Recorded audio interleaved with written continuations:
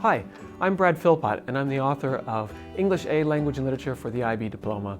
And I'm here to talk to you today about text types and why they matter in this course that we teach. I think teaching text types and learning about different types of texts, that's very important to not only to the course, but just to the learner experience. Why does it matter? Why is it relevant? First of all, for paper 1, as you might know, for this course, students are asked to analyze unseen non-literary texts. And it's a skill, of course, to be able to identify and write about the different stylistic and structural features that define a text or that make it either unconventional or conventional. So before one can speak about convention, which arguably is a concept for this course, one needs to be exposed to a range of different variations of different text types. And this, I think, is all very relevant to teaching for conceptual understanding as well. Why do I say that?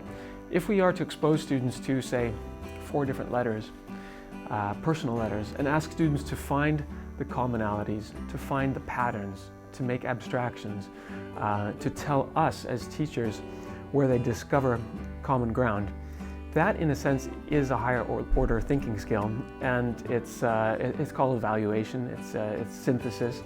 And so it's, as teachers, I think we have a responsibility to find a broad range of text types and many examples, both prototypical and atypical, of certain texts.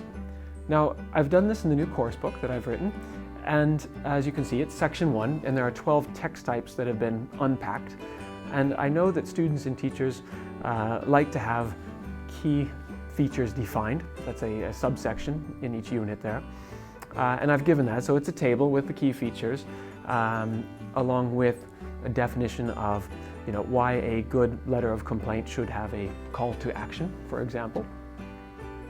But the book also contains a lot of activities that allow students to discover on their own the key features of texts, to even challenge some of these key features explained, and really to engage with a range of different texts, and also the opportunity to produce their own texts. Whereas written tasks are no longer prescribed or required, I think there's still a great opportunity to write creatively a lot of imaginative pieces throughout the course, and to get students to imitate different styles. We have to ask ourselves, why create? Why is creativity at the pinnacle of Bloom's revised taxonomy? And that's because before you can create, you need to be able to analyze and evaluate and understand and know and apply.